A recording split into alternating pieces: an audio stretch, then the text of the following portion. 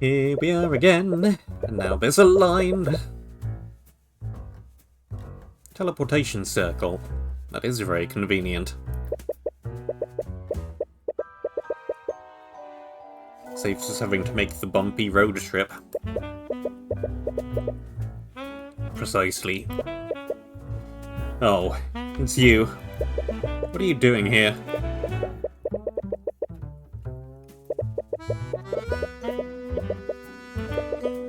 I'm the defense attorney in this case. I have just as much right to investigate this crime scene as you do. Yeah, whatever. Just remember, I got my eye on you, kid. Ooh, options. Many options.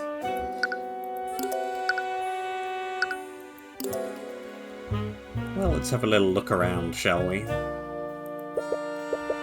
The Inquisition lit some candles, but there's a magical lamp right there. I wonder why they're not using those instead.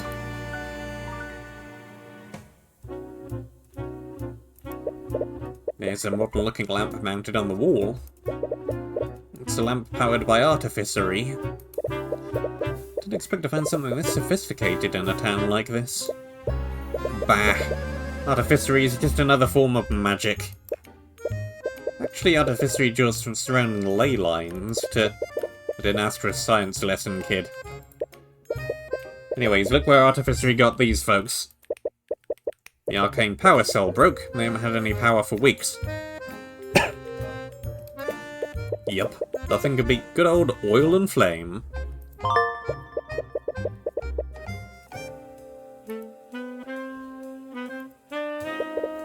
It's a painting of a man in a suit. There's some text on it.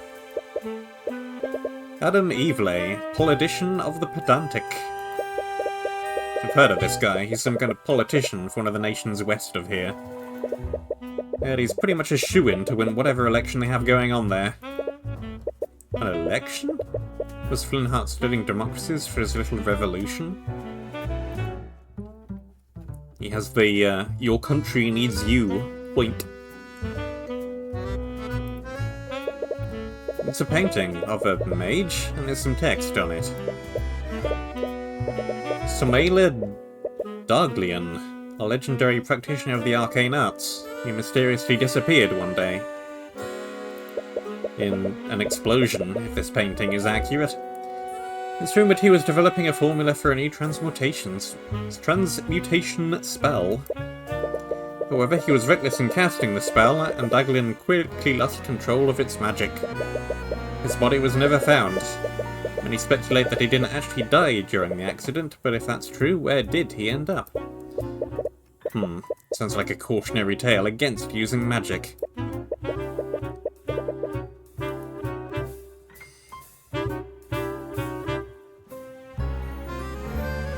Well, I think I've examined pretty much everything. Let's go for the obvious. There's a broken bottle on the floor. It's shattered close to the chalk outline of the body. The label has the words Lotus Juice on it. I've never heard of that brand before. Must be foreign.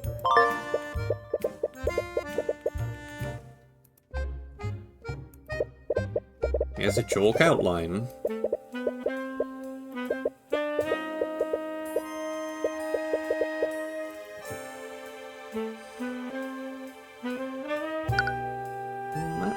Seems like I've looked at everything, then. Care to talk? I was wondering if I could ask you some questions about the case. So it would help the likes of you. I saw who your boss is, and I know what you're up to. What? I'm just looking for some information. A likely story.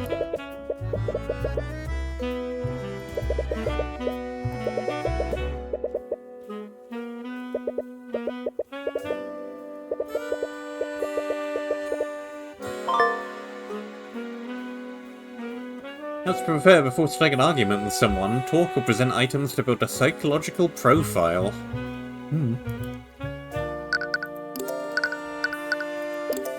So, what does the Arcane Inquisition do exactly? You trying to pick a fight with me? No, I'm just genuinely curious. Well, I'm sure you already know, but as Inquisitors investigate crimes that involve magic. Do crimes like this happen often?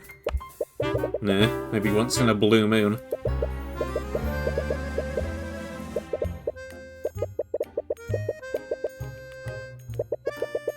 You must have an easy job then. You got that right.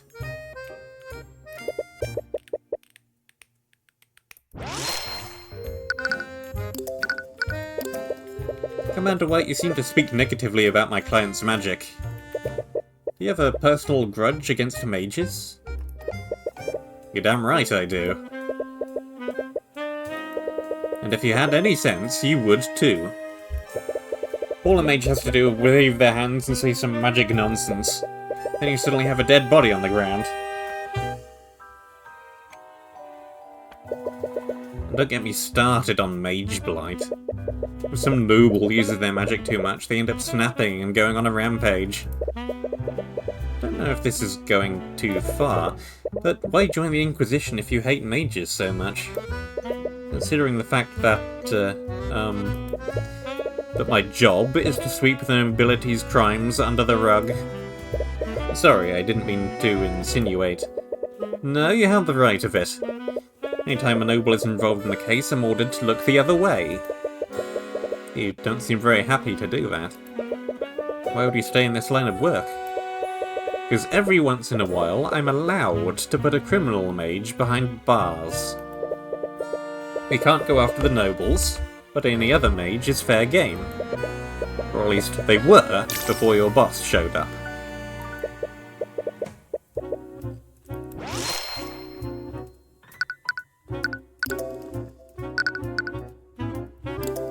Hey look, I have an attorney's badge equivalent.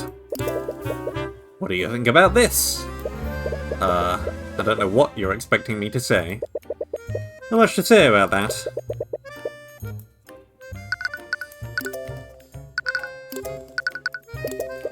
The autopsy report seems to be pretty detailed in some aspects and vague in others. Why is that? I'm not sure about the details, but the autopsy is performed by a mage who studies divination. The magic gives us details about how someone dies, but there's always a few blind spots. Yeah, died through a sword through the back is rather specific. Blind spots? Like what? Well, for one thing, if someone mucks around with the body after death, the report becomes muddled.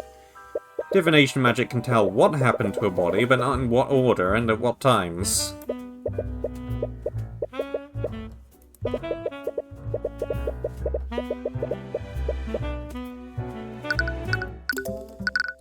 Interesting. That mage's sword really is strange. It's almost a shame that we had to confiscate it. Is it really that abnormal? Definitely not like any other kind of sword I've seen. What if it was forged in the Eastern Kingdoms?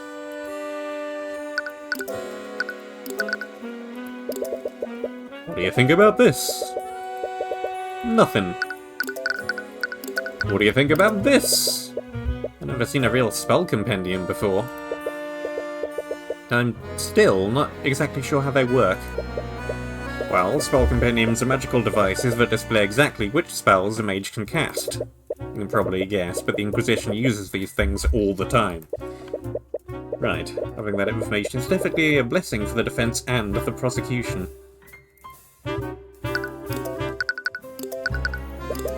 This place has been without power for about a week. I wonder if there's any information I can infer from that. They've been using candles to keep the place lit. This is exactly why you can't rely on magic. I wonder what lotus juice is. It's definitely not any drink that I've heard of. Must be some kind of imported brand.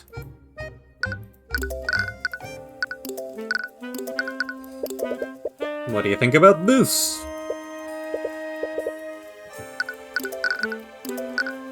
What do you think about me? I never knew Tamora had a kid. Why have I never seen you before? I tend to stay inside a lot.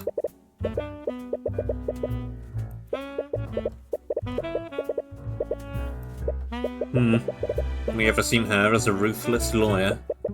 Hard to imagine a woman like that taking care of a kid.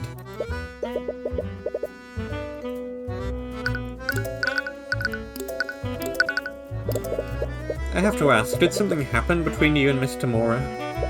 Huh, Miss Tamora. What are you, her lackey or something? No, actually, she's my guardian.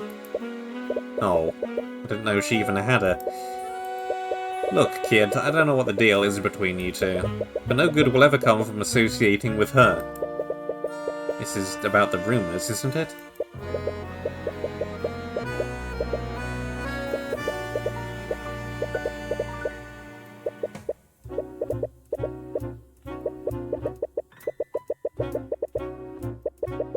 It's more than just rumours. I've seen it for myself. That woman is evil, kid. She defends mages who don't have the protection of the nobility. She's not evil, she's a hero. Yeah, whatever.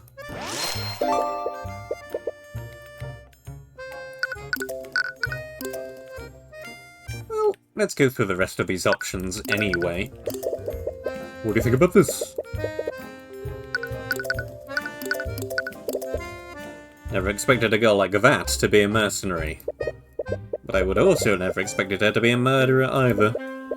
She's not a murderer, and I'll prove it at the trial tomorrow. Yeah, whatever you say, kid.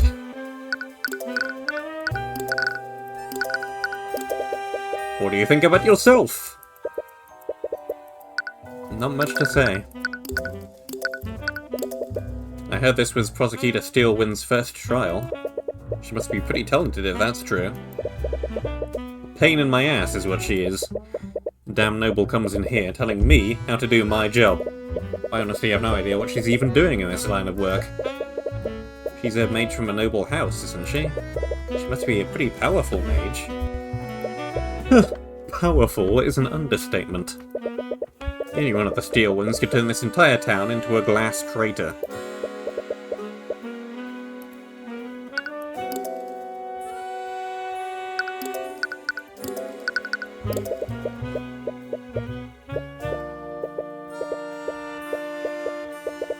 Been there, read that.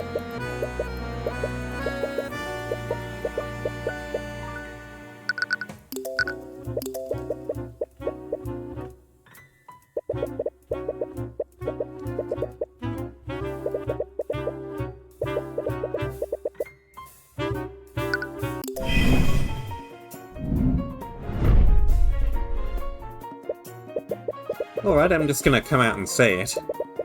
Do you have a problem with me, Commander White? You should know exactly what my problem is with you. Stubborn and stuck in his ways, seems to have a grudge against Ruby Tamora and will react negatively if you try to defend her. Respect you if you defend yourself against personal attacks. I saw who you work for. Do I have to spell it out for you? Or does your boss not tell you what she gets up to?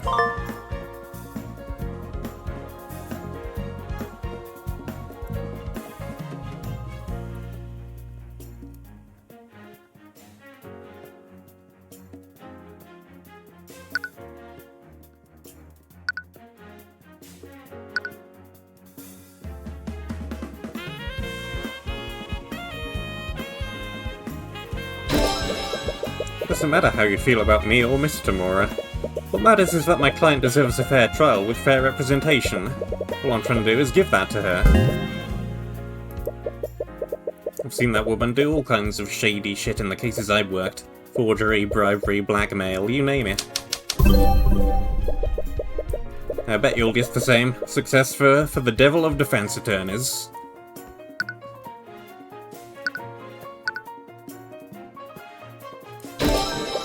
I'm not Ruby Tamora. It doesn't matter if the rumours are true or not. Regardless of what you've seen her do, I'm going to run an honest case. Look, kid, I'd like nothing more than to believe you. After everything I've seen her do, I know better. Anyone taught by that woman can't be anything more than a crook.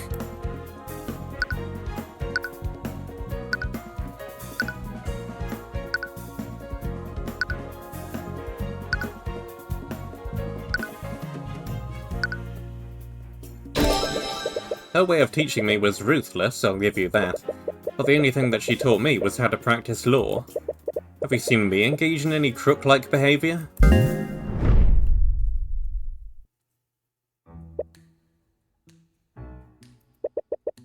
You just want some info, right? Yep, that's all I'm asking for. Alright, I'll answer your questions. Just don't make me regret this.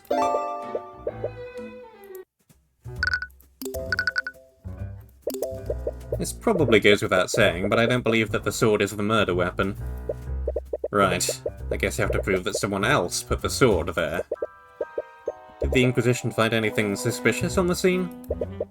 If you're asking if we found another bloody weapon lying around, we definitely didn't. But let's say the girl really is being framed. If there was another murder weapon, the killer probably walked out with it. Do you think they could have hidden it somewhere in the tavern? Doubt it. After the trial, Steelwind turned the place upside down and scanned it with her magic. If someone did hide a murder weapon here, they hid it well.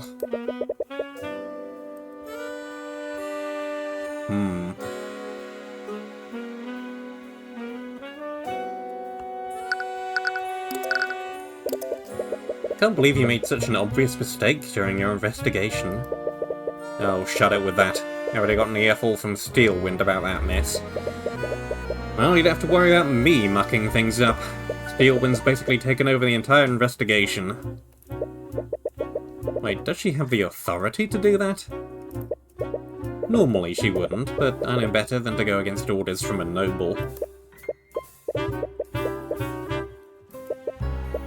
But honestly, that girl sweats for details too much. She even had my men draw up a scaled map of the crime scene. Wait, really? Do you have a copy? Sure, knock yourself out. Don't know how much good it'll do you. It's more evidence!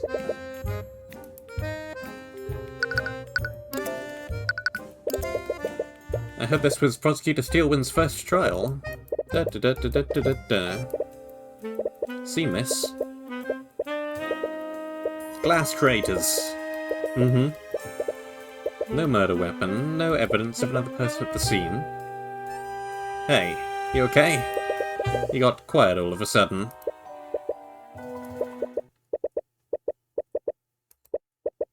Hey, you listening?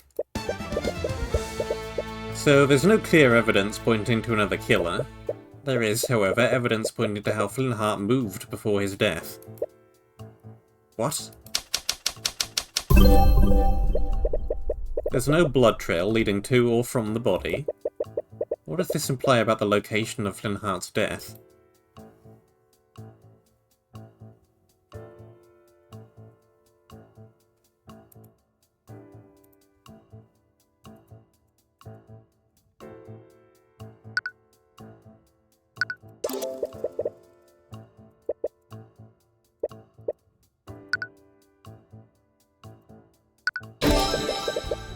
Flintheart died where he was attacked. He didn't move from his position at all. Yeah, I guess you're right. There's also the autopsy report that says he died from a stab from behind. He's probably caught off guard and was too incapacitated to move anywhere else. This means the attack happened at the exact position he fell over.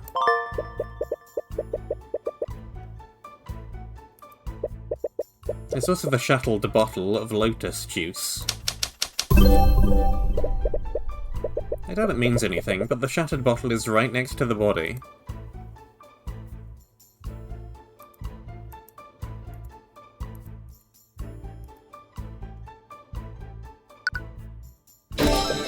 Flintheart dropped the bottle when he was attacked. From that we can infer that he was holding it the moment before he was attacked.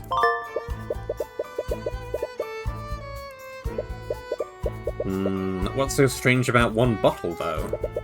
It may seem like an insignificant detail, but that detail could help me infer other elements of what happened during the murder. Right. There's also the fact that the artificery lights were out. Were these candles here when you arrived at the crime scene, Olm? No, we had to light some so we could see the crime scene properly. We thought it was weird, too.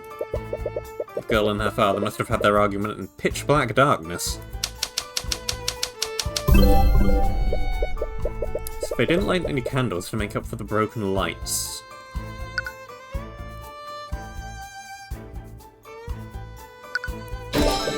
Crime scene had no lighting during the murder.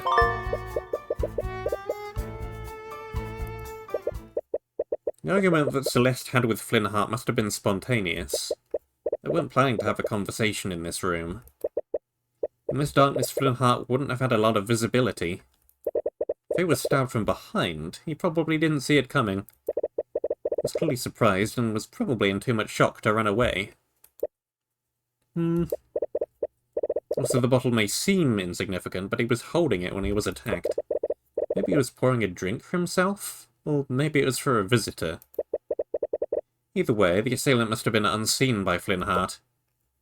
Kid? Well, the assailant attacked him from his blind spot while his back was turned. Why would his back be turned, though? Was he distracted by something? Kid! But what?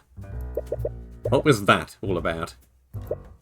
Sorry, sometimes I just get lost in my own thoughts. Yeah, well, cut it out. You're freaking me out. Right.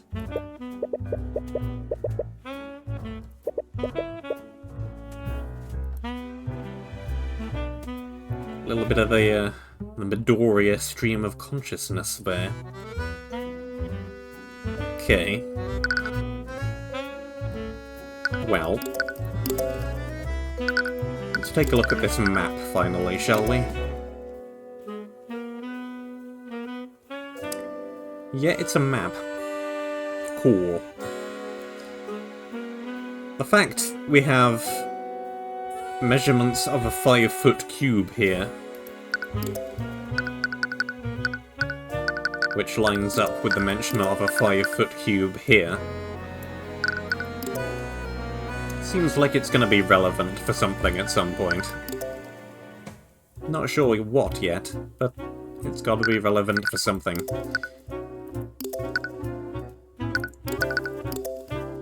Anything upstairs? People keep seeing you here, they're going to start asking questions. Leave the investigation to me. All you have to do is stay quiet until the trial is over.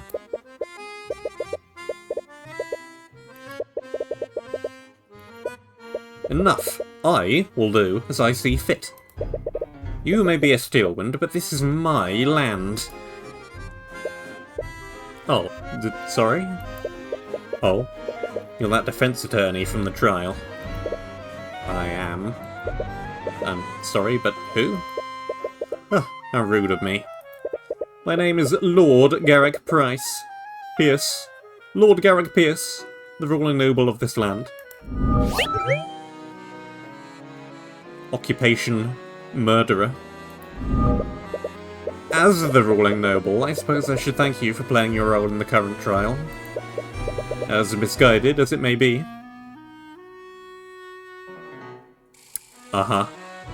Arcane art transmutation. I suppose that you also think my client is guilty? It doesn't matter what I think. This entire scandal has done nothing but rile up the common folk. Magic is a gift for the nobility, and the nobility alone. It's a symbol for the aristocracy and our divine rights to rule. And now, that child has tainted the symbol in the public eye. All of that has nothing to do with her. She's just an innocent woman who got wrapped up in all of this. Even if she is innocent, the charges have been laid and made public. Someone must take the fall, lest the public accuse the justice system of corruption. So you're saying that she should be found guilty even if she's innocent? What do you suppose will happen if she's acquitted? All the public will see is a mage going free despite a myriad of evidence. That alone would be enough to cause public outrage. Tensions between the aristocracy and the common folk are high enough as it is. What is one insignificant girl when compared to the stability of our great kingdom? That's enough. Stop antagonizing him, Pierce.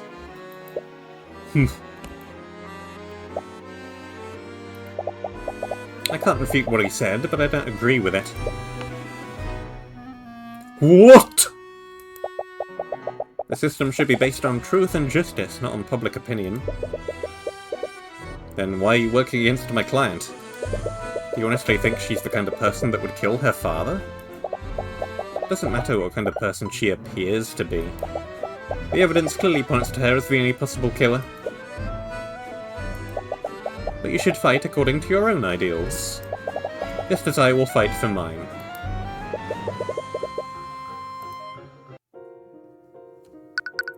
I doubt there's much to look at up here. Some candles. Some doors.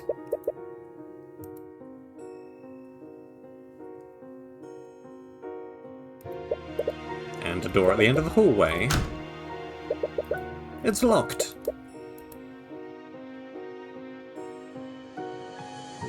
I mean, yeah, it's a corridor. Nice transitionary space. Not much to see.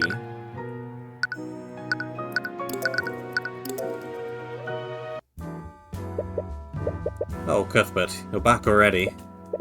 Sorry, I guess I'm just a little lost about where to go next.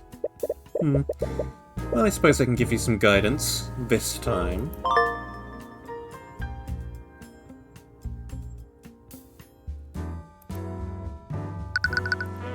Actually wanted to look at these paintings. It's a painting of a knight. There's some text under it. Sir Diogo, former commander of the Arcane Inquisition, well beloved by both the people and his fellow knights. After many years of service, Commander Diogo retired with honours. This plaque, we thank and honour him for his dedication and commitment to the Kingdom of Wyvengard. It's a painting of a knight. There's some text under it. General David Serrano, former chief of the King's Guard, beloved ally of House Steel and who served during the Great Luminite War.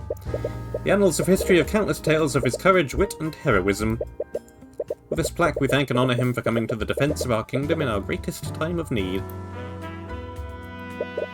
It's a bench. I used to sit here as a child when Miss Tamora was defending her clients. Door to the courtroom. And another.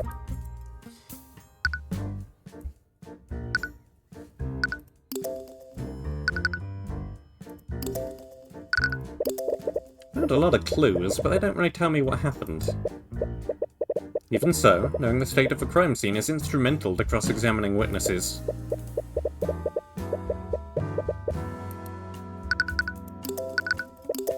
Where should I go next? We should speak to Celeste. Yes, I figured as much.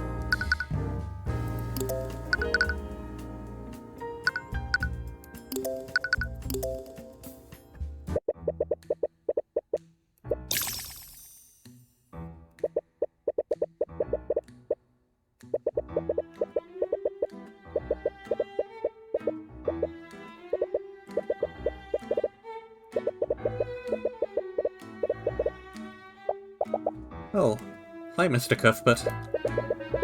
There's no need to address me so formally, just call me Tyrion. Okay. Anyways, I came here to ask you some questions about the case. Right.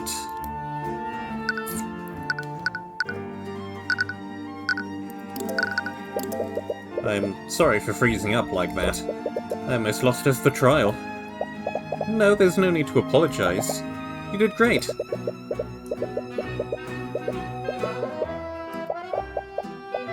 But I still don't understand, though. Why were there traces of magic on my dad's body?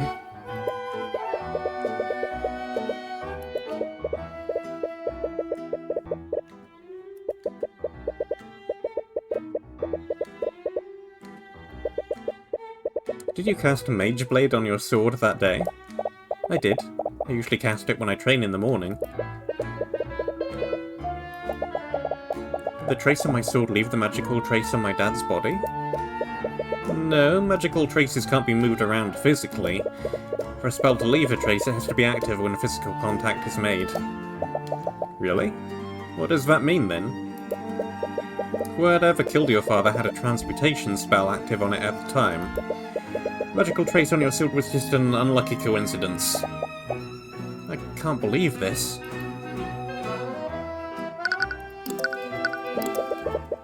Could you tell me more about your father? Sorry, I know this must be difficult after everything that's happened. No, it's okay. If it helps you, I'll try my best to answer your questions. Were you too close? We were. I'm sure you know this by now, but I was adopted by him and my mom. But even though I didn't have their blood, they treated me as if I did. He loved me with all of his heart until... Until?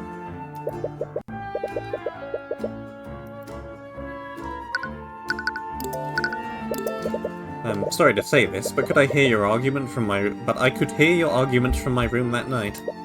Could you tell me about what happened? For as long as I can remember, my dad has hated mages. I'm not sure why, but if we even mentioned magic around him, he'd fly into a rage. So I hid my magic from my family. But then, why even learn magic in the first place? If you really wanted to, you could have gone your whole life without using it. Ever since our tavern closed, my family's been in a lot of debt.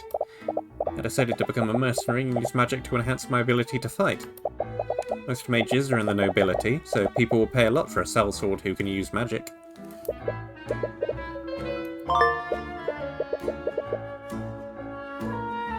Makes sense. But I know now, learning magic was the biggest mistake I've ever made. On that night, my dad found my spell compendium. When he confronted me about it, I finally came clean to him. That's when he flew into another one of his rages. He shouted at me. He told me that I'd betrayed him and his family. I'm so sorry, I can't imagine how that must have felt. I deserved every bit of it. I knew how much he hated magic, but I learned to use it anyways. He showed me so much love and I just threw it all away. Don't say that. I'm sure he still loved you. No, I could see it in his eyes. He hated me.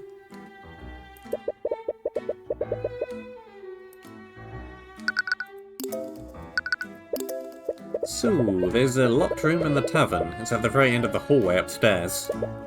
The Inquisition probably searched it already, but I just wanted to investigate it to make sure. A locked room at the end of the hallway? I think that's my room. Do you know how I could get in there? It's the only room in the tavern that I haven't investigated. What's that look for? I'm your lawyer. I'm not going to do anything weird.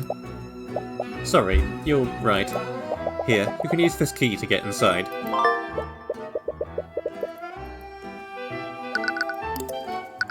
Cool.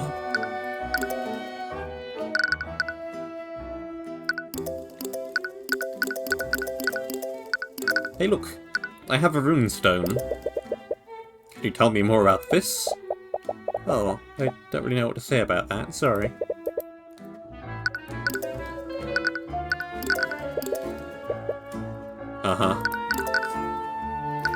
How about your sword?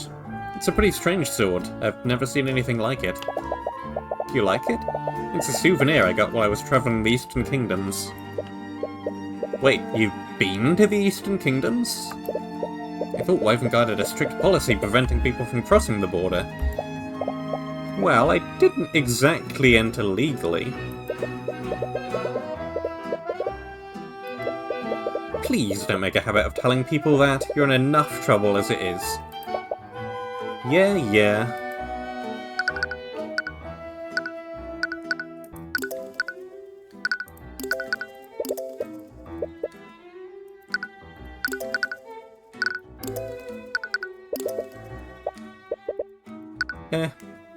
I probably presented enough.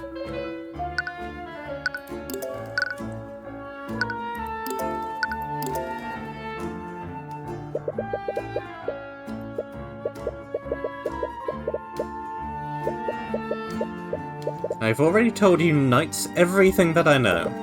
What more do you... Oh. Aren't you Celeste's attorney? I am. Who are you? Oh, how rude of me. I'm Jeloine McCoy. I'm Celeste's mother.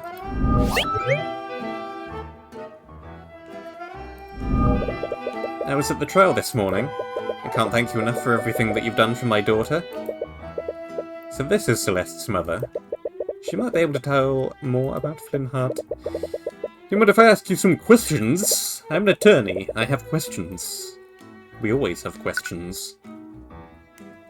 First question, what is that? It looks like an axolotl. It's an axolotl. Oh, I love that painting. Celeste brought it back from her with her travels. Supposedly, that woman is named Madeline Kipling. From what I've heard, she runs a wildlife sanctuary for endangered species. I think the animal in this painting is called a fey kip. Celeste told me that she really likes them. Looks like an axolotl to me. It's a table with some chairs. Can't examine the rug. It's the door that I came through. It's a bed. Celeste had it custom made. Wouldn't something like this be really expensive? It was. I was really surprised when she returned from her travels. Apparently she was making a lot of gold from her job as a mercenary. Wow, you and Flynn Hart must have been happy for her. We are, but I still wish I got a less dangerous job.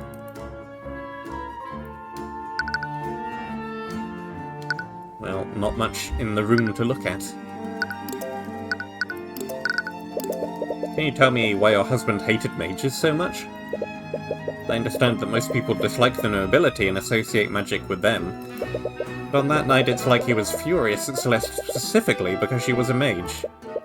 Oh, you must have talked to Celeste. I wasn't there when their argument happened, but I can only imagine what he said to her.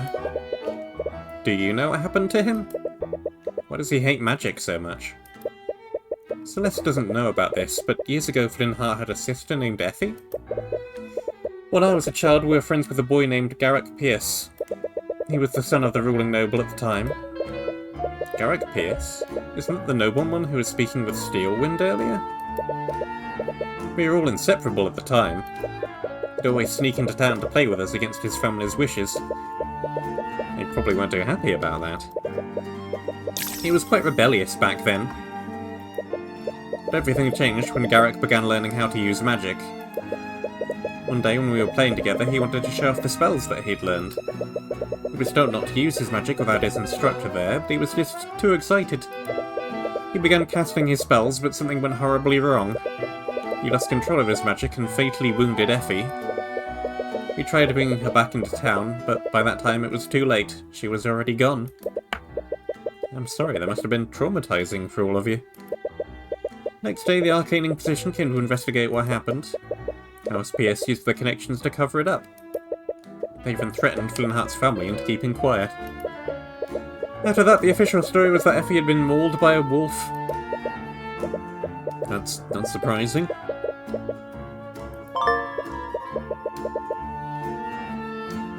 Flynn Hart's sister. We have information. Something changed in Flynn Hart after that. He began speaking out against the nobility. Eventually he started hosting rallies in this very tavern. Each night more and more people began listening to his words and joining his cause. The number of people that had gotten under his banner was terrifying. There was even talk of an outright revolution against the kingdom. A motive. I knew how much danger he was putting himself in. But no matter how hard I tried, I couldn't convince him to stop. His attitude didn't even begin to change until we adopted Celeste. Can you tell me more about Celeste? How did she become a part of your family? It all happened many years ago, back when the McCoy Tavern was still open. We were closing one night when we found a baby with white hair abandoned in the dining area.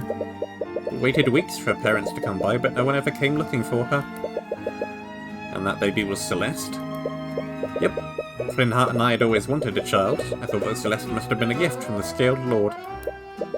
But one day I saw Celeste practicing her magic. I think that's when I realised that someone from the nobility must have abandoned her at our inn. I didn't care though. I loved her all the same. I'm sure Flynn Hart did too. Wait, you knew that she was a mage all this time? I did. You haven't known her very long, but she's a terrible liar. Flintheart must have noticed too, but I think that he didn't want to believe it. I spoke with Celeste earlier. She thinks that her father hated her because she was a mage. There's no way he would ever feel that way. He loved her more than anything in the world. No matter what he said to her that night, nothing would ever change that.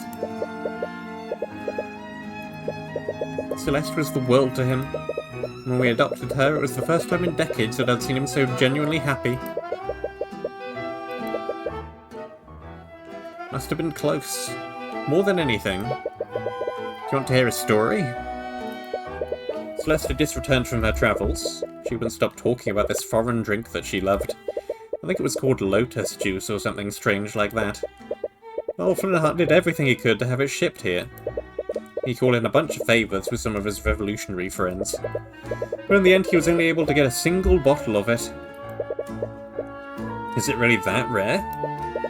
Yes, I wouldn't be surprised if it were the only bottle of lotus juice in the region. And now it's spilled all over the ground downstairs. Is this the bottle that Flintheart brought? It is!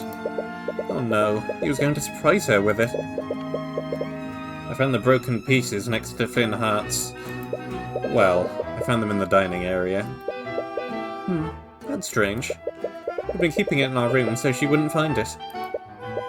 Really? When was the last time you saw it? Right before I left the house that night. It was right before their big argument.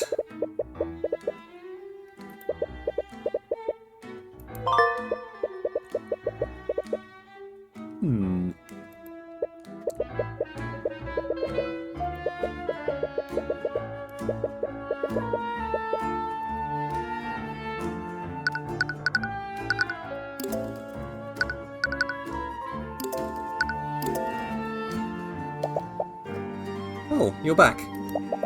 Did you forget something? Actually, there's one last thing I wanted to talk to you about. Oh? Earlier you said something that I just can't let go. You said that your father died hating you. But after everything I heard about him, I don't think that's true. Your father loved you, Celeste, even in his final moments.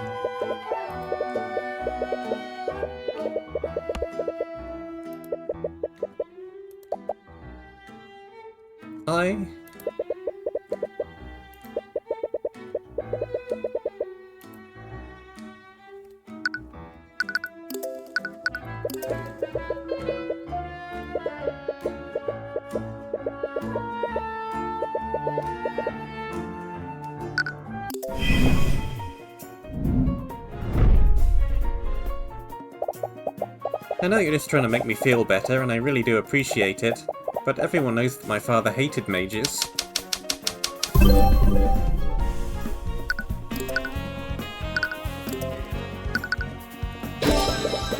I don't know if it's my place to say this, but there's a reason why your father hated magic so much. What? What? When Flintheart was a child, he had a sister. She was tragically killed by a mage decades ago. That's why he had such an immense hatred for magic. I never knew. But that doesn't change anything. It's all the more reason for him to have hated me. I knew how much he hated magic, but I still learned to use it anyways. Magic killed someone that he loved. No wonder he was furious.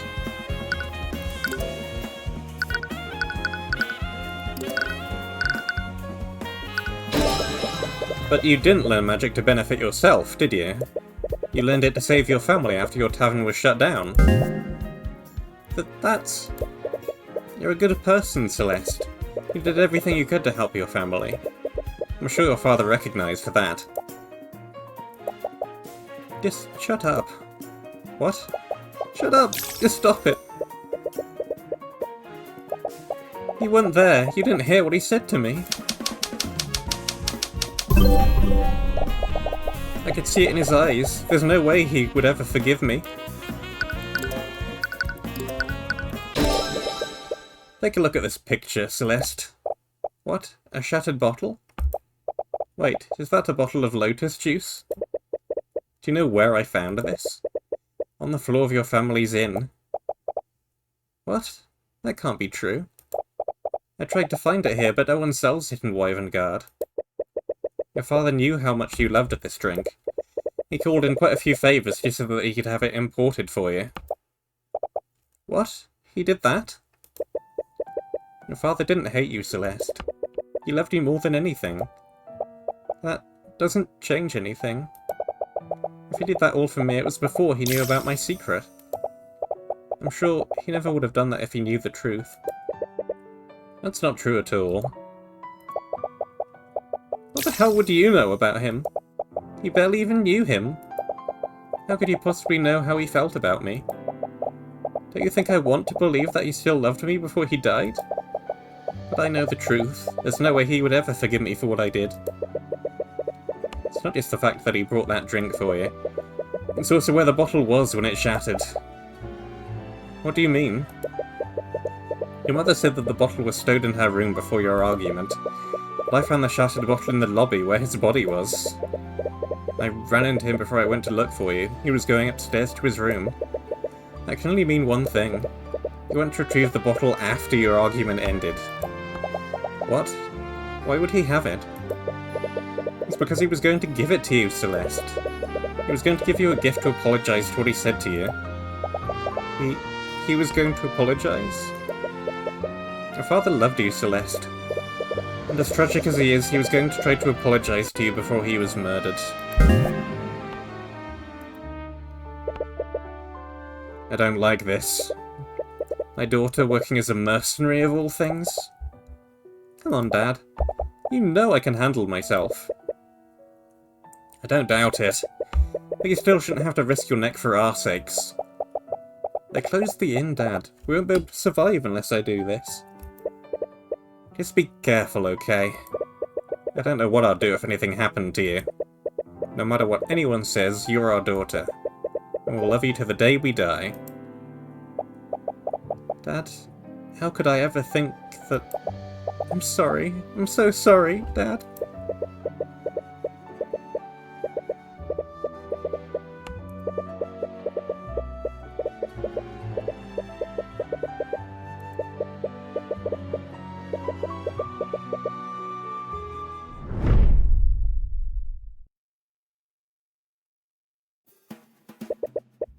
Are you feeling better?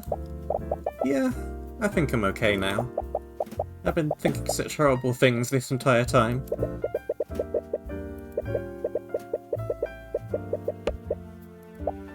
Thank you. But is everything really going to be okay? I'll make sure of it. I'll get justice for you and your father. Doesn't matter who stands in my way. Even if they're a man, king, or god. Oh, completely different now. What happened to the nervous wreck from before? Please forget about that. Anyway, take some time to rest. The trial is going to resume soon.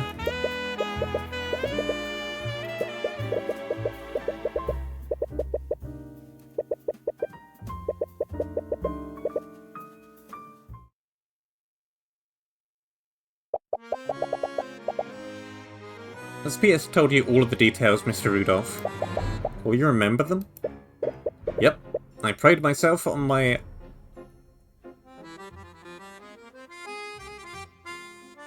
Athletic?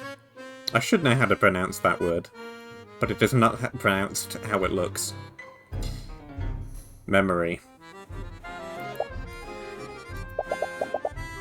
Just so there are no misunderstandings, I do not approve of this. You said it yourself, Lady Steelwind. There's no possible way that I could have done the deed. It has to be the child. You don't know what sort of tricks Ruby Tomorrow might pull tomorrow. Just see this as a way of securing a just verdict.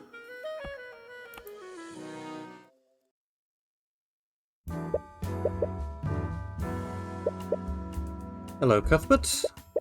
Oh, hi, Mr. Mora. You're a lot less jumpy than you were yesterday. I'm glad to see that you're finally getting used to things. So, what did you find in your investigation? Many things. There aren't a lot of clues that point to what actually happened. Yeah, I know a lot of details about the crime scene, but nothing much about the crime itself. This means I'll have to rely solely on pointing out contradictions in the witnesses' testimonies. What else is new? Being reactive to the prosecution's moves is a valid strategy. Honestly, I think it was a miracle you got the commander to cooperate with you at all.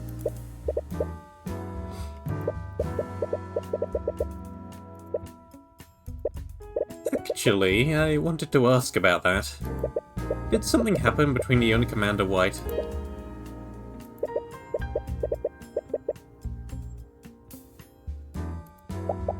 Let's go, Tyrion. Tyrion. The trial's about to start. You should go.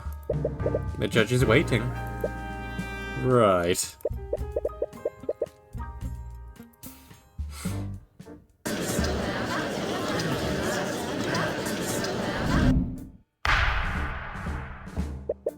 Court is now resumed for the trial of Celeste McCoy.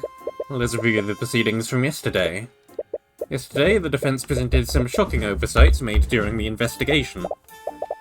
Yes, I personally saw to it that the investigation was conducted properly this time. I see. I suppose that puts my mind at ease. At yesterday's trial, we found an inconsistency between the crime scene photo and the autopsy report. Because of this, the defense tried to push the following narrative: that a third party must have interfered with the crime scene to frame the defendant. However, the prosecution has discovered another explanation. Because of that, the individual who discovered the body would like to testify as to what he saw that night. His eyewitness account will clear up what actually happened. Interesting. It was my understanding that the individual in question wanted to remain anonymous. Supposedly, this witness was within the gallery of the trial yesterday. After yesterday's proceedings, he felt that he couldn't stay silent any longer.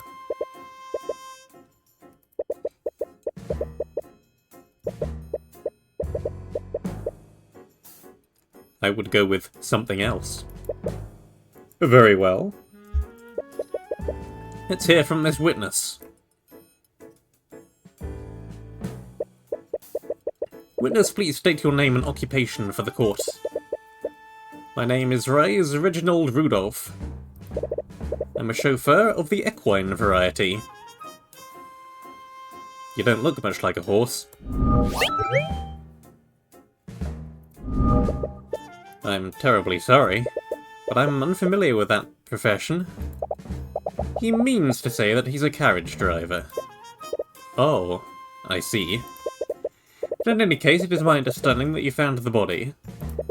Am I correct, Mr. Rudolph?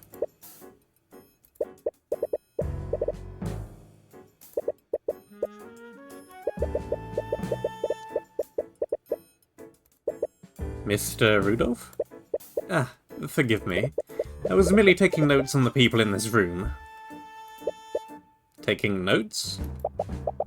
The witness has a certain compulsion to keep a record of every event that he witnesses. Oh, really? I see. Then I assume we will receive an accurate testimony of how you found the body? Actually, I witnessed much more than that. I saw the crime as it was being committed, and I wrote down everything that I saw. What? That is quite the claim. If that's true, then why did you choose to remain silent until now? It initially concluded that the evidence alone was decisive enough. Therefore, we saw no need at the time for his testimony. However, these circumstances clearly changed during yesterday's trial.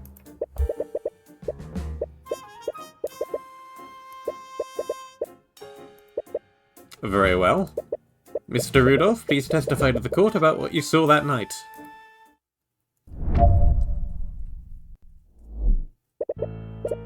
I was transporting a client in my carriage that evening. We were driving by the McCoy Tavern when we heard a disturbance. This occurred at 1:28 AM. Worried that something was amiss, I walked into the establishment to see what the commotion was about. There I saw the defendant. She was lit by the blue glow of the dining room lights. She had stabbed Flintheart McCoy and was channeling magic into her sword. She removed her sword from Flintheart's back, and as he slowly turned to face her, she stabbed him again in the front. She soon realised that I had witnessed her heinous crime, let the body fall to the ground, and fled the scene. Incredible! If everything occurred as the witness described, then I see no room for debate. Of course, the evidence has always been irrefutable.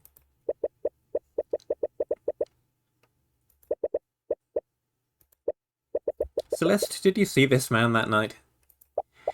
No, this is my first time meeting him. And I didn't see him when he ran out of the tavern that night. So, he has to be lying. Does that mean he's the one who killed my dad?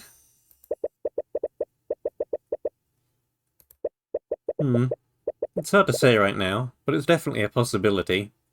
Except we know that it isn't. The defense may now begin their cross-examination.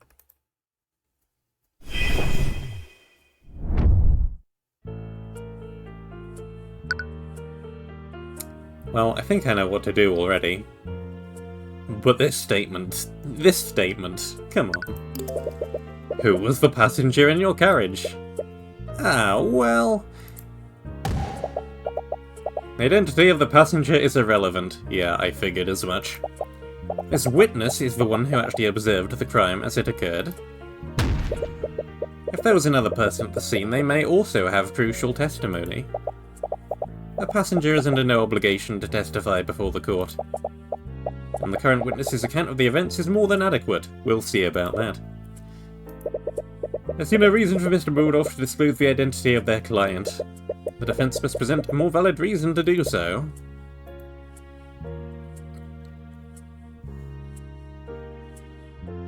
I mean, yeah, sure, let's press this as well. How are you,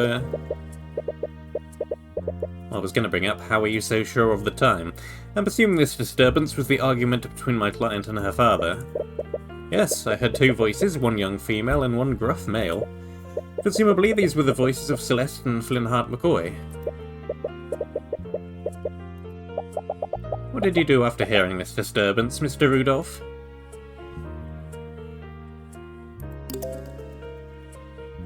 Uh-huh.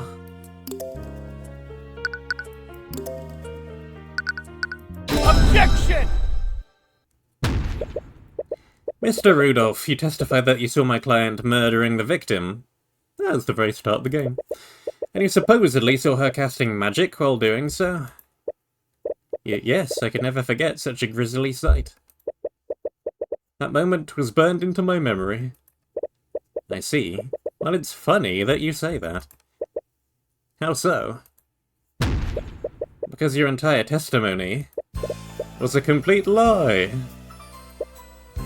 What? I need like a little bell to ding or something whenever somebody says what.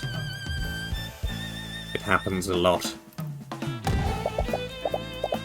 Are you accusing the witness of perjury? Surely you know that such accusations can't be made lightly, Mr. Cuthbert. This accusation is far from baseless, Prosecutor Steelwind. Take a look at this report. The dining room lights are artificial devices that are powered by an arcane power cell. However, that same arcane power cell was broken during the time of the murder. The dining room lights had no energy and the room would have been pitch black. The witness couldn't have seen anything, much less a homicide. But wait! I can explain! There's no need, witness. You could have easily seen another source of light. Perhaps one of the McCoys lit a candle because of the blackout. The witness clearly described a source of blue light. A candle lantern wouldn't emit a colour like that. Then the witness was clearly mistaken. The witness records everything he sees in his notebook. He even remembers the exact times that each event occurred. So why would he be incorrect about such a clear and obvious detail?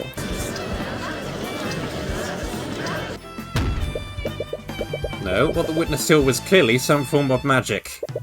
And, due to the lack of power, it couldn't have been artificery. It must have been an arcane spell. That's it! What is it, witness? I must have made an incorrect assumption. Please allow me to revise my testimony. What do you think of this, Prosecutor Steelwind? If the witness wants to revise his testimony, then I see no harm in obliging him. And you, Mr. Cuthbert? If he thinks he saw something different, then it's only fair to hear him out.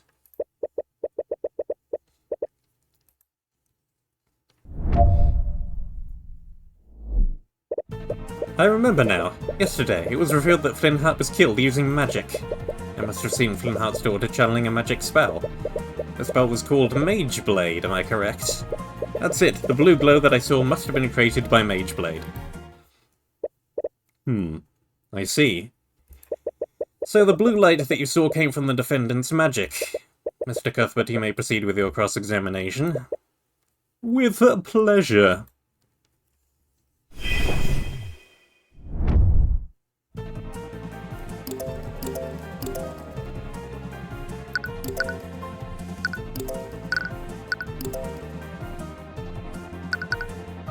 Yellow.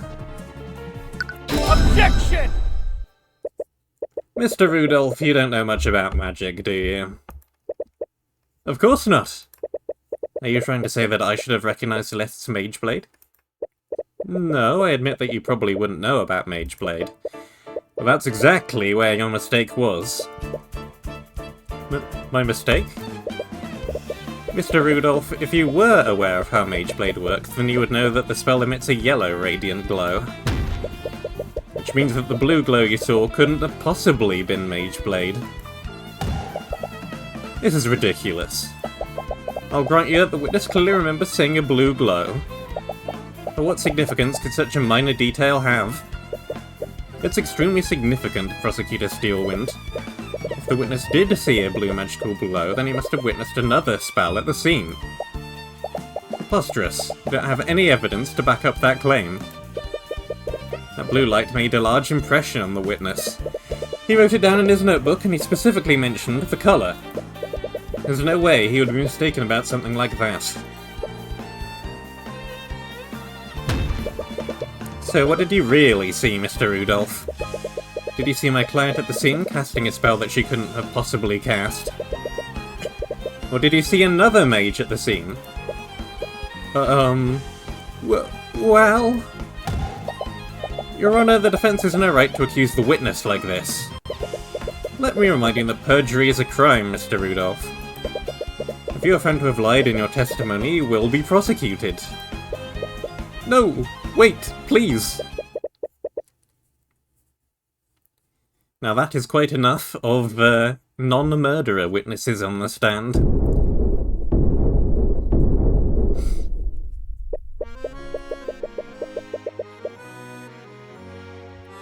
Hello there.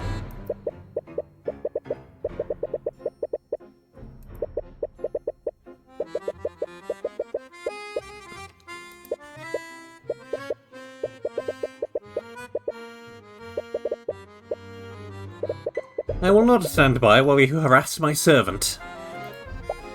Pierce, we discussed this.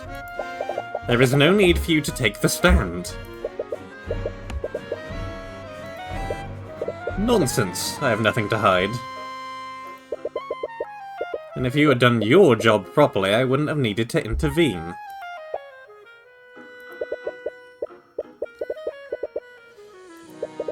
What is the meaning of this, Miss Steelwind? Who is this man? This is Garrick Pierce, Your Honour. That is Lord Garrick Pierce to you, Steelwind. I'm the honourable heir to the Pierce noble house. In any case, I must apologise. I'm afraid that these misunderstandings are entirely my fault. What do you mean? You see, Rudolph wasn't the one who witnessed the crime that fateful night. It was me. I was the one who witnessed the crime. I had my driver report the bodies so that I could remain anonymous. Ding! Are you saying that you had Rudolph lie for you? I simply dictated to him what I saw and had him repeat that to law enforcement. It simply wouldn't do for a member of the nobility to appear publicly in court, he says, appearing publicly in court. Lord Pierce, regardless of your intentions, this is a very clear act of perjury.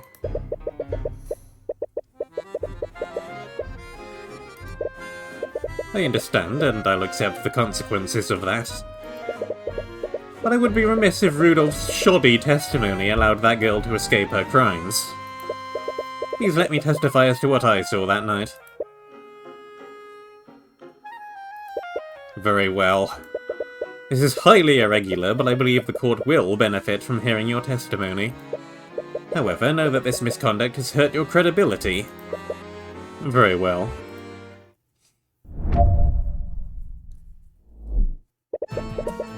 On the night of the murder, I found myself unable to sleep, so I went on a leisurely carriage ride around Cornhaven.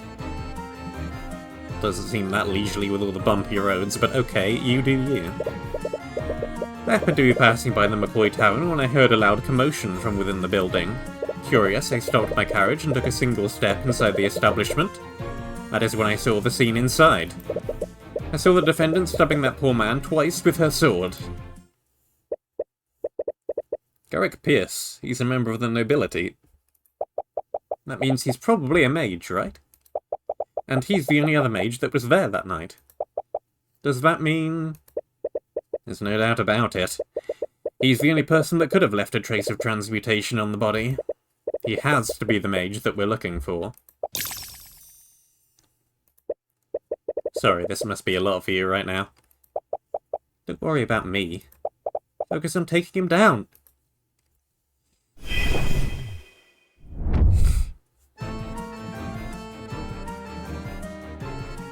Well, I have no obvious thoughts, so let's go with press everything. That seems like a strange way to pass the time. The witness's eccentricities are beside the point. What matters is that he was clearly at the scene. I wouldn't quite put it that way, but nevertheless. I'm guessing this commotion was the argument between my client and the victim. One would conclude that, yes. As we all know, both of them became quite loud during their argument. It's not unreasonable to say that the witness heard them from his carriage.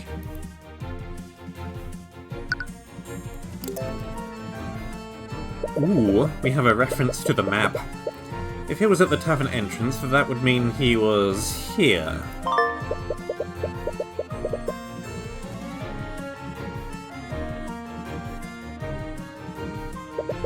You saw the entire scene from the cavern entrance? Tavern entrance? It would be quite dark considering the lights weren't operational. Even if my client was using Mage Blade at the time. Ah, of course, I had forgotten that detail. I couldn't see what was happening, so I used my magic to illuminate the scene. You used magic at the crime scene? Yes, I remember it clearly. I conjured a blue light to illuminate the scene. The same blue light must have been what my driver saw. I thought that Rudolph didn't witness the crime at all. If I had to guess, Mr. Rudolph must have seen the blue light from the carriage. He must have made that detail a part of his testimony earlier.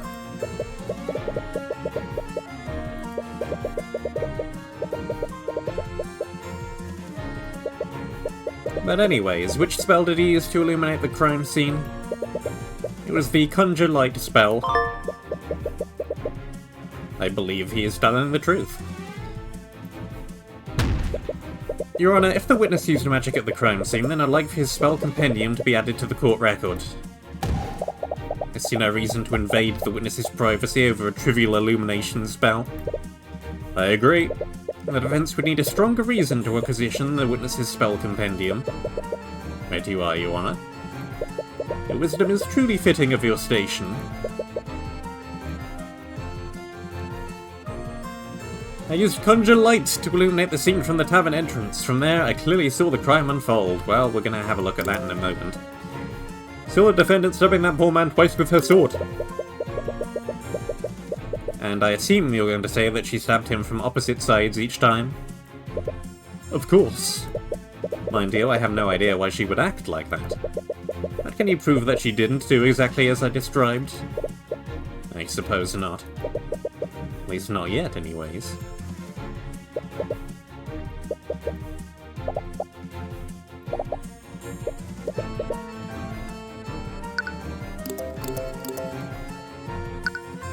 Let's have a read of this spell, shall we? Conjuration Luxo. 1 hour duration. For the duration of the spell, amount of magical light appears in the caster's hand. The colour of the light is chosen by the caster and can be changed at will for the spell's duration. Provides illumination up to 15 feet of the caster and no further. That is more than 15 feet. 15 feet is like here.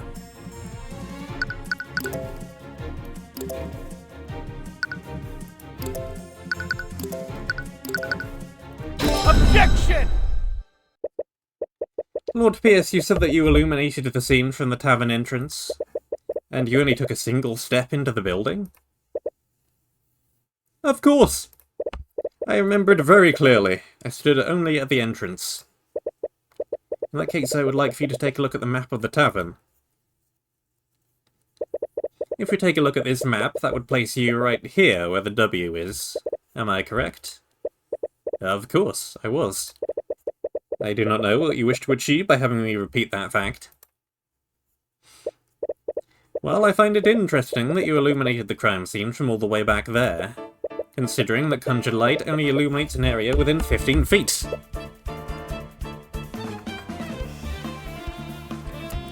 Ding. The spell's range is irrelevant. We've already established that the victim would have been illuminated by Mageblade. During his testimony, Lord Pierce clearly stated that he couldn't see what was happening. That's why he cast Conjure Light in the first place. However, Conjure Light doesn't work like a normal source of light. It only provides illumination up to 15 feet of the caster and no further. If he had stayed at the entrance, his spell wouldn't have done anything to help illuminate the scene. But what does this mean? Lord Pierce, did you illuminate the crime scene or not? Oh, well, I can answer that question for you, Your Honour. Lord Pierce did illuminate the scene of the crime. He illuminated it because he was standing right where it happened. Mr. Cuthbert, are you trying to say that Lord Pierce was that close to where the murder occurred? How would that be possible? Well, there's only one way this scenario would make sense, Your Honour. And that would be if Garrick Pierce was the man who murdered Flint Hark McCoy.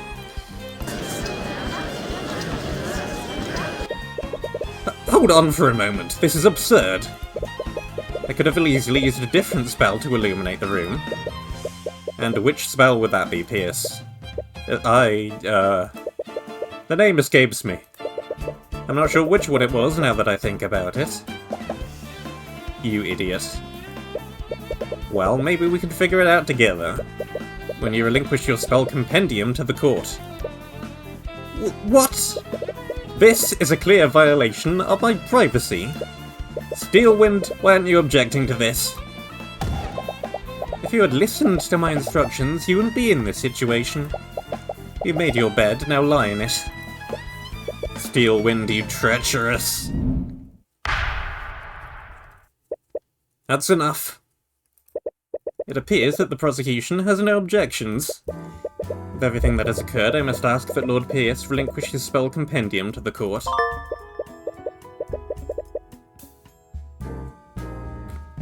Prestidigitation? Prestidigitation. Let's go with that. Prestidigitation, Conjure Light, Conjure Water, Frost Wave, and Shape Liquid. Simple and harmless visual effect around their hand that lasts as long as they maintain concentration on this spell.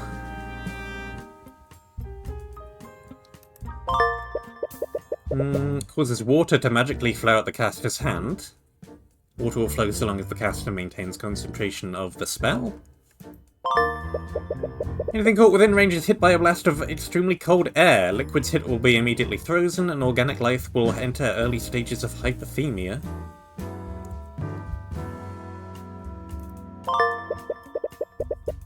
When concentrating on this spell, the caster can magically manipulate up to 10 litres of liquid and form it into complex shapes. At any time, the caster can choose to freeze the liquid and solidify its current shape. While frozen, the caster can also choose to make the liquid instantaneously melt. Good job, Tyrion. We got his spell compendium.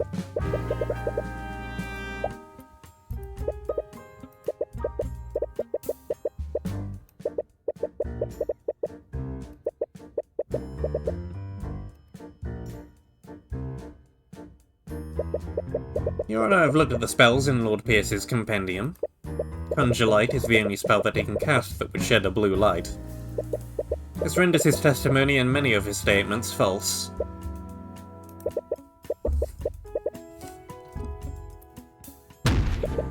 Your Honor, Lord Pierce could very well be a suspect in the murder of Flynn Hart McCoy. The defence argues that this presents enough reasonable doubt to acquit the defendant. I acknowledge that Lord Pierce's actions are quite suspect. However, I will not pass a verdict just yet. There is much more we need to learn. What? That's not how it works. First time. He proved that there's reasonable doubt. Yeah, that doesn't fly in any of these games. No. In a normal case, maybe, but this is a video game, and therefore it's different. The public won't accept an unsolved homicide involving magic. Unless we can unequivocally prove your innocence, the court will keep drawing out this case. What? But that's not fair. That's just how it works. Our court system doesn't exist to exact justice. It exists so that the kingdom can save face. No? However, this court will be suspending the trial of Celeste McCoy until further notice.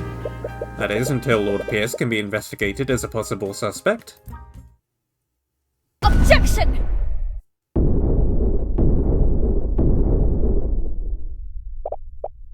A possible suspect?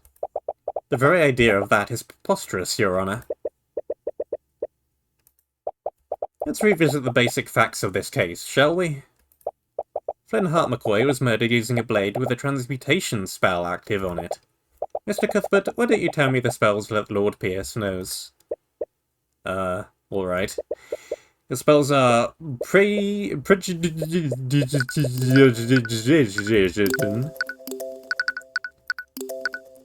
Prestidigitation, Conjure Light, Conjure Water, Frost Wave, and Shape Liquid. You've realised it too, haven't you? Lord Pierce doesn't know any transmutation spells that can be channeled through a solid object. When? But that can't be right.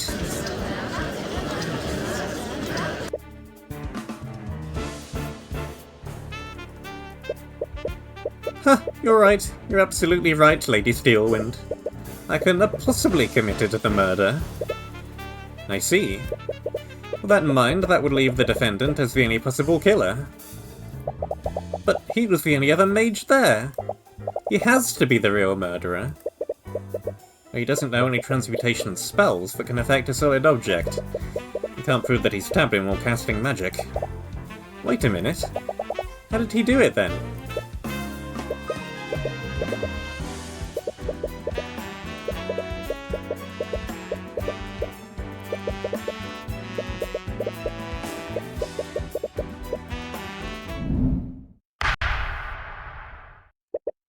The defence did cast some doubt on this witness's testimony. Nevertheless, I must conclude that he could not have possibly committed the murder. With that in mind... Please wait, Your Honour. We still can't conclude that Lord Pierce couldn't have committed the crime. What are you on about? Lady Steelwind said it herself, you commoner.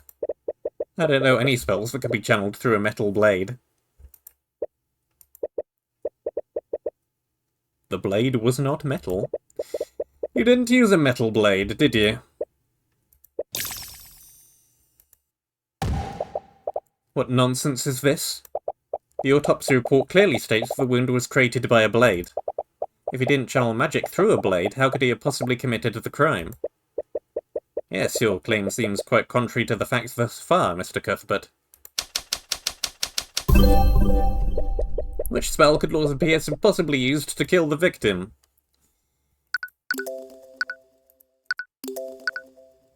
No. No. No. No.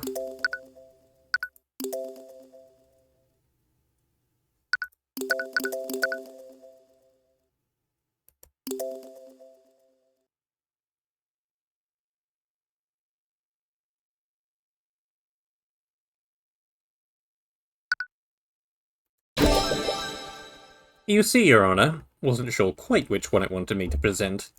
I have the idea in my head. But it kind of requires several things in tandem. Garrick Pierce didn't kill the victim using a sword. He killed him using an object shaped exactly like a sword.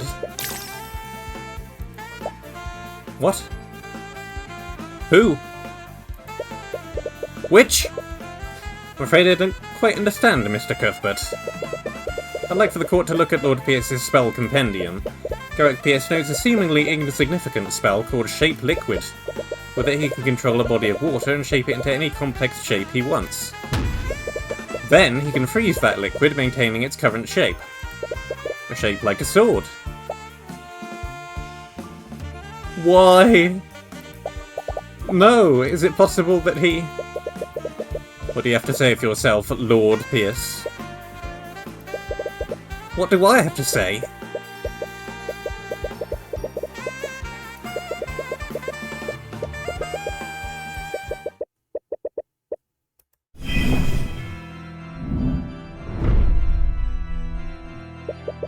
I'll tell you exactly what I have to say, you commoner.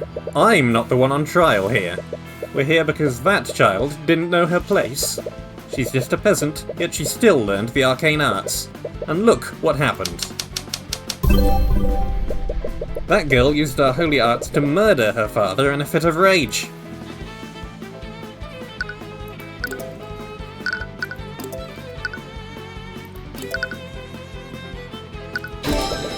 And how, pray tell, did you see everything? If you recall, you testified that you only took a single step inside the inn. But you would have needed to be within 15 feet to see my client with Conjure Light. This again?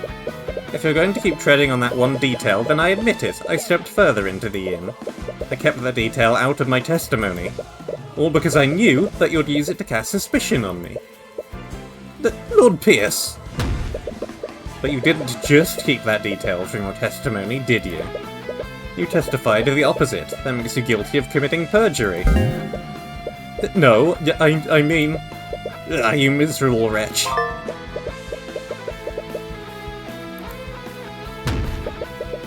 And let's not stop there.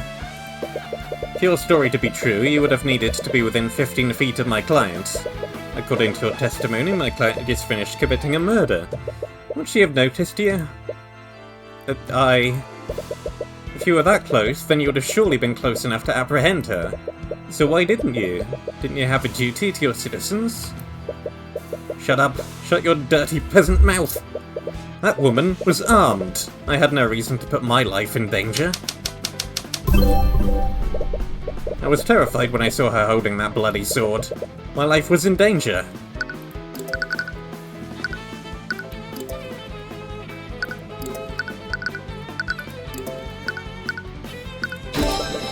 But that can't be right, can it, Lord Pierce? This photo of the crime scene shows that the sword was left in the victim's body. How could she still be wielding her sword if she left it there? Whence? Damn you!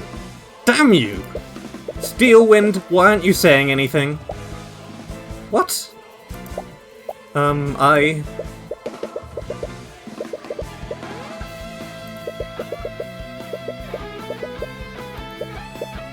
Lord Pierce, please pull yourself together.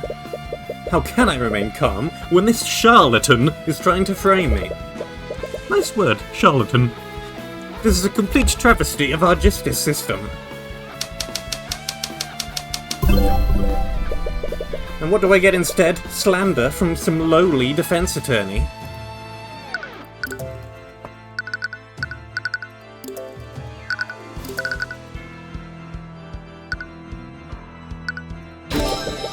You talk about justice, but you've committed several acts of perjury to twist the outcome of this trial. You're clearly not acting in good faith. You don't care about justice, you just want to further your agenda. So admit it, Pierce, you created a makeshift sword using shape liquid and you used it to impale Flynnhart. You shoved my client's sword into the wound where the remnants of the real murder weapon evaporated.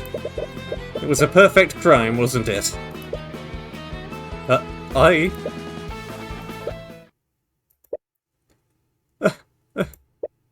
What? Lord Pierce? My apologies, Your Honor. It's just that I realised something absolutely hilarious. What? Has he finally lost his mind? The defence put forward an interesting theory. But there's one problem with it. And what's that? I think you said it yourself.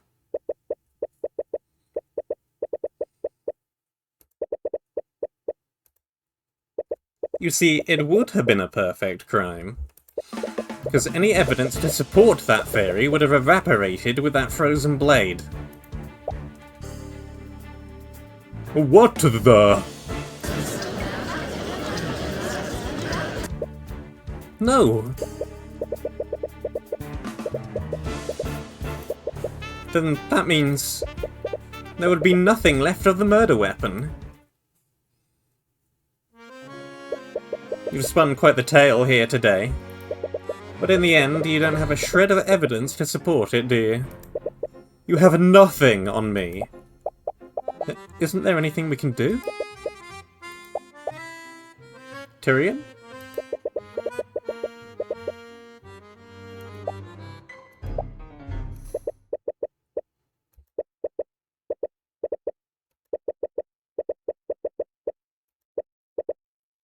What is this? You can glare at me all you want. It won't change the fact that you've lost. I despise people like you. You twist the system to serve your own ends. You trample on the lives of innocent people. But as long as I'm here, I will never let that happen again. Naught can remain concealed! Ugh, what did I just do?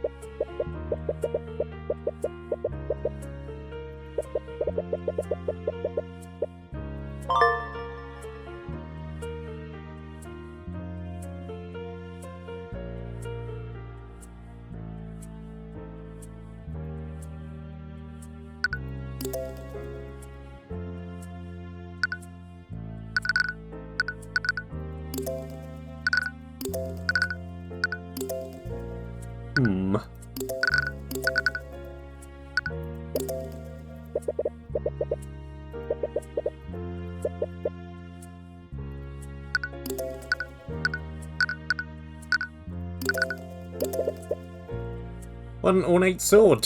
I wonder how a commoner like her obtained such a thing. I wonder if the Inquisition will let me have it once the girl is convicted.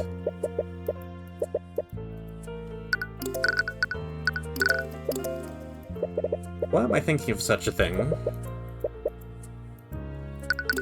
Well, I'm trying.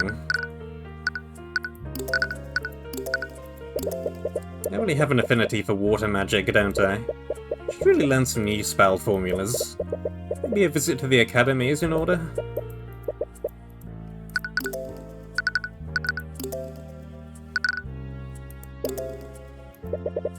Why am I thinking of such a thing? Well, I'm trying pretty much everything.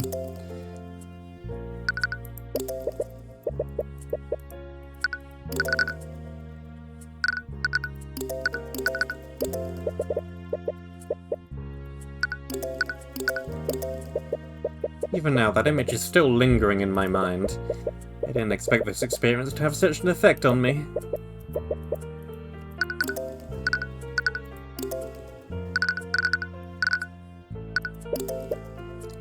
She only knows one spell. Of course she would. And as if any of the academies would admit someone like her.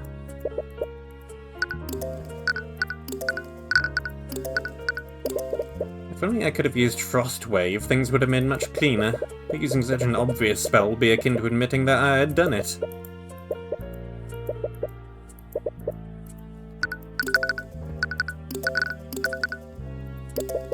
After all the trouble I went to, I can't believe that lawyer figured out the spell I used. Well, no matter. It's not as if there's any evidence to prove that I used it. Lucky that old fool had that bottle of water with him.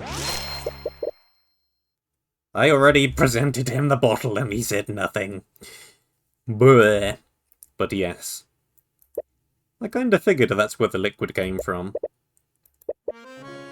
Well then, as riveting as this has been, I believe it's time for me to take my leave.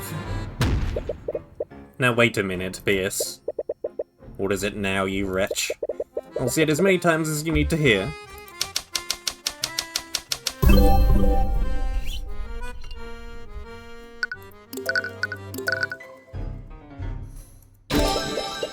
You're right, Pierce.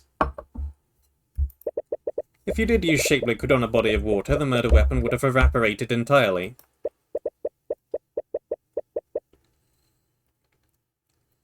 Ah, it finally seems you've gotten that fact through your thick head. Bravo. But let's not get ahead of ourselves, Pierce. What if you didn't use shape liquid on a body of water? What if it was another type of liquid? What are you going on about? Pierce, shape liquid doesn't just work on water.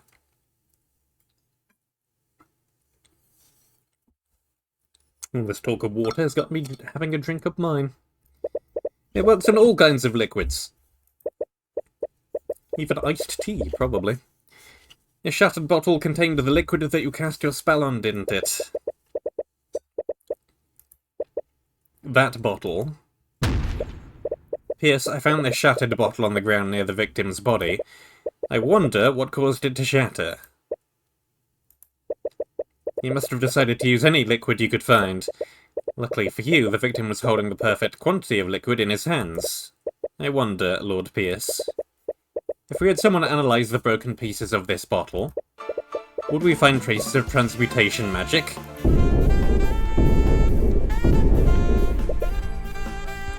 You little... That still proves nothing. So what if there are traces of magic on the shattered bottle? You still don't have a murder weapon. I wasn't finished, Pierce. What? Who? Where? When? Why? How? You see, the liquid contained within this bottle wasn't water. It was soda. So? What difference does that make? A blade of ice made out of water would have evaporated entirely. Well, a blade of ice made out of soda would leave a puddle of dried residue. No, it can't be. I'd wondered why there was such a circular trace of magic under the body. If we checked the outline of that trace, I'd bet we'd find a dried puddle of soda residue. That would prove that you used your magic on that soda. There's your murder weapon, Pierce. And that's checkmate. Bailiff, tell Orm to analyze the crime scene at once. We must determine if this puddle of soda residue exists. The time window to find traces of magic is closing. So, we had our team search the crime scene for that soda puddle. I really can't believe it, but we found it. In fact, the outline of the dried soda lines up exactly with the outline of the trace of transmutation magic. We checked the broken bottle, too. There were traces of transmutation magic on it as well. There's no doubt about it, someone used magic on that soda. I see. Thank you, Orm. Please escort Lord Pierce back to the stand.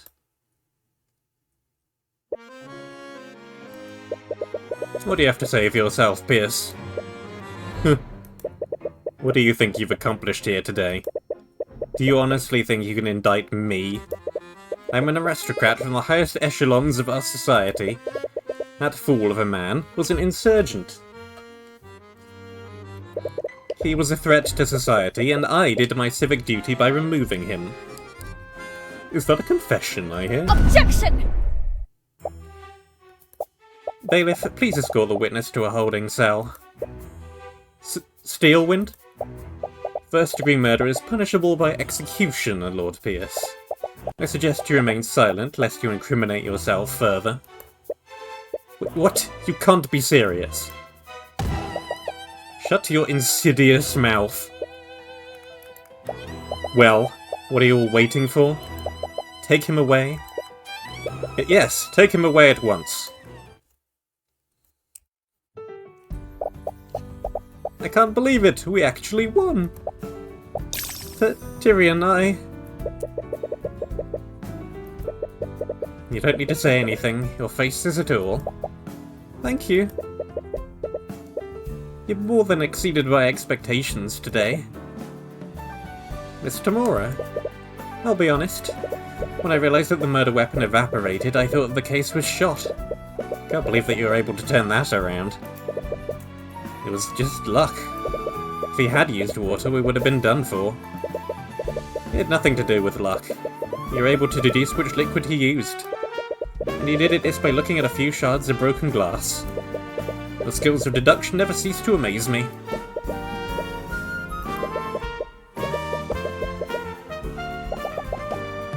You all are quite lively.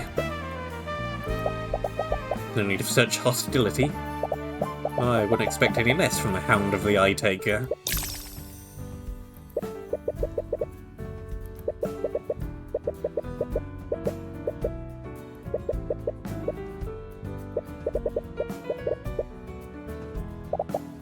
I must admit, I was hoping to test my blade against you directly. However, your protege proved to be a worthy adversary. Thank you? Is this some kind of game to you? You talk about trials as if there's some kind of competition.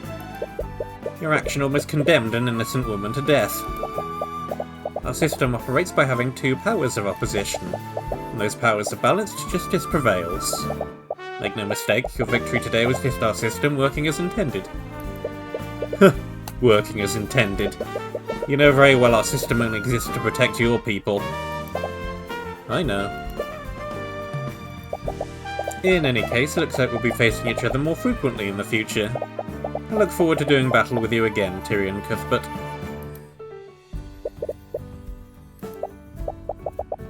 Well, that kind of killed the mood, didn't it? Not at all. I think we should celebrate. Oh? What did you have in mind? There's this amazing restaurant in the upper quarter of the capital city. They usually only serve nobles, but they let anyone in if they have enough gold. Wait, do we have enough gold? Of course we do. Don't worry about the details. I'll handle everything.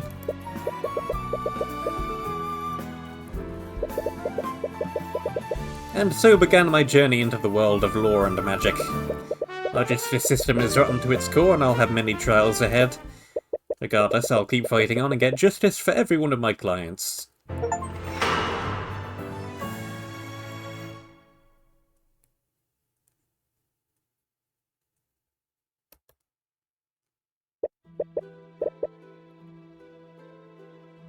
This feeling! I knew it! His radiant soul has finally awakened.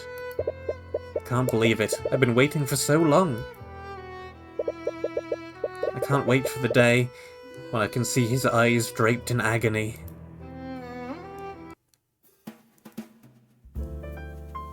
And we just bounce back to the title screen, do we?